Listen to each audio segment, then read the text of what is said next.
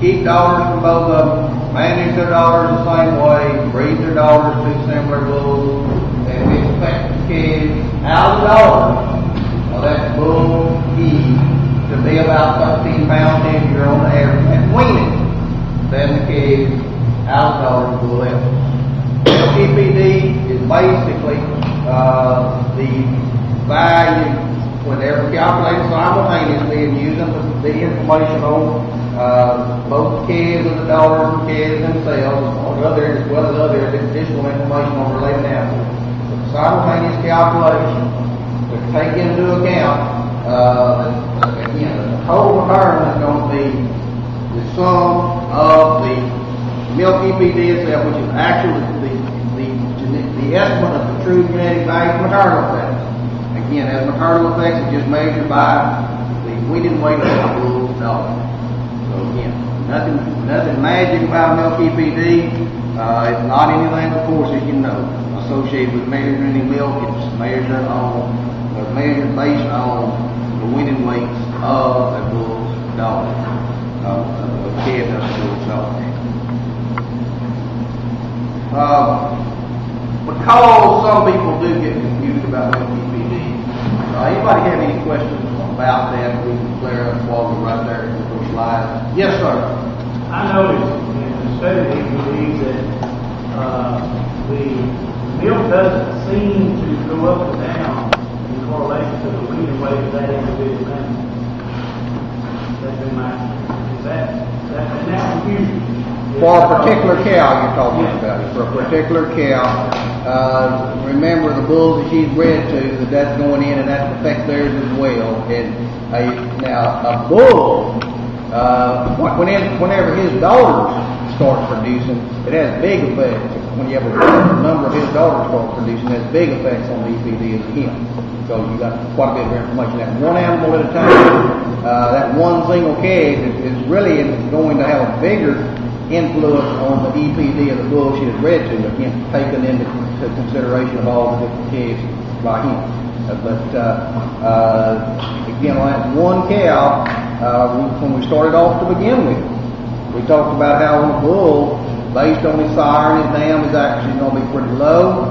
Based, for example, birth weight or weaning weight, based on his own performance, that's not going to increase accuracy much.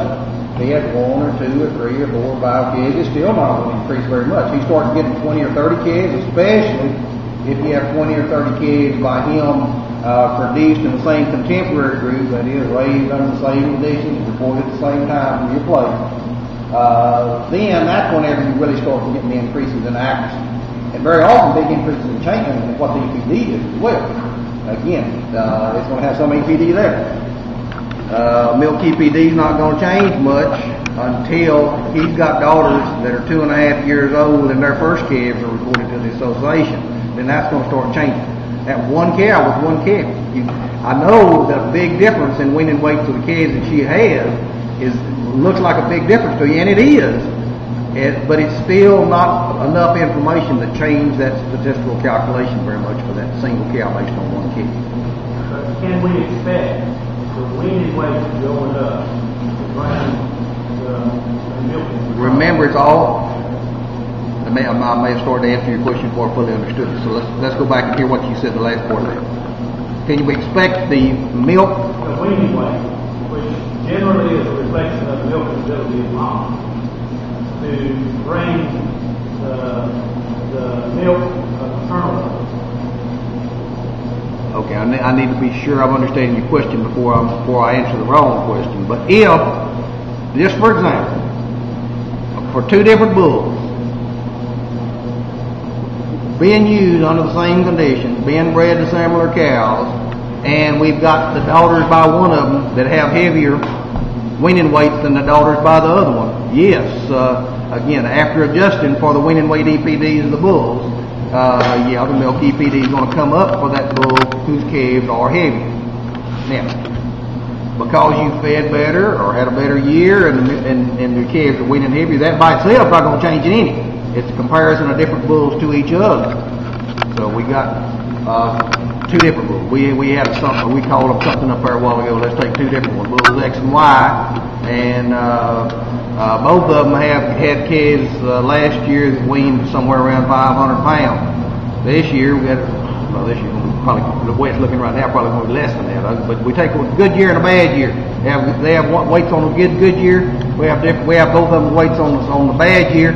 If the difference between them both years was the same, neither one of them going to change at all from that information. I mean, only slightly from other stuff because of other information that can support association and from relationship. But very little change unless there's a big difference between the two bulls. But yeah, we use these two other bulls, and under the same condition, we report them as contemporary group. And one of them's daughter's calves are considerably heavy. Let's say, for example, make it real easy. Two bulls that have the same winning weight EPD. Both of them have 20-pound EPD for winning weights. Then we use them both on the same set of cows. Their calves come out as contemporaries. They're kept in that same herd. These daughters stay as contemporaries. They're bred to similar bulls. And then we've got the calves out of the daughters of both of them. One of them's daughter's calves are 35 pounds heavier than the other one. Yeah, if the more and more calves we get like that, the bigger those EPDs become on milk production, on milk on the cow. Did I make myself clear? Is there anything about that that's not clear? Okay. Yeah, I went. Jim, in this brief, we've had a lot of discussion. I know Gary Russell was here tonight, you talked about it. Talk to us a little bit about that mechanism that may or may not exist in the calculations where you have these real high growth rate bulls, potential significant EPD for health, or even a low, you may not be happy with a low. Talk to us because that's hard for producers to understand. We know these big growth rate bulls are there. Yeah, we see negative milk or very low. There are at least two things that can happen in all three. And then it's real hard. Okay? So thinking about the things that can happen to cause that. First of all, one thing that can happen, and especially if you get carried away, keep bulls around that have, I'll say, too much growth. We're going to talk about what my idea is about too much growth. This is most stuff. You got some bulls that just really have too much size, but they're going to have high growth EPDs. They wean into themselves. They weigh heavy every day of their life. Their calves have high wean weight EPDs. These bulls are big, and we run them under. And let's say you start off with a moderate milk EPD. Again, remember that milk EPD until he has daughters in it, it's awful low and accurate. But he starts off. He has a lot of growth. He gets calves produced whenever he's a 2-year-old, more when he's a 3-year-old, more when he's a 4-year-old. Those growth EPDs are high. Under those situations where his daughters don't get a whole lot of extra feed, those great big daughters, a lot of them, especially as 2-year-olds, are going to milk down bad. They're going to get thin. They're not going to wean as heavy calves as they're actually capable of doing. So that by itself can give you a possibility there for just the management situation. Now, I'm not saying they all need to meet the requirements. I think it's quite the contrary. But don't be surprised if those EPDs change under those circumstances because that big bull with a lot of growth. Under your circumstances, as a 2-year-old anyway, his daughters can't get enough to eat to give enough milk to raise a head kid. So consequently, there's very likely going to be a reduction in this milk EPD. Now, if you're under fairly good condition and have grown cows, older cows, those cows, even though they get big, they can get enough to eat under your conditions, and milk EPD makes them ease them back up again. There's another part of it too.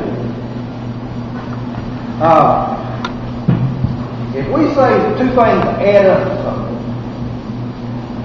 then we said that here. We said the total maternal EPD equals to milk EPD plus half of the weaning weight EPD. Any calculation using these kind of equations, these maternal trait calculations, where two things are forced to add up to each other to equal something else,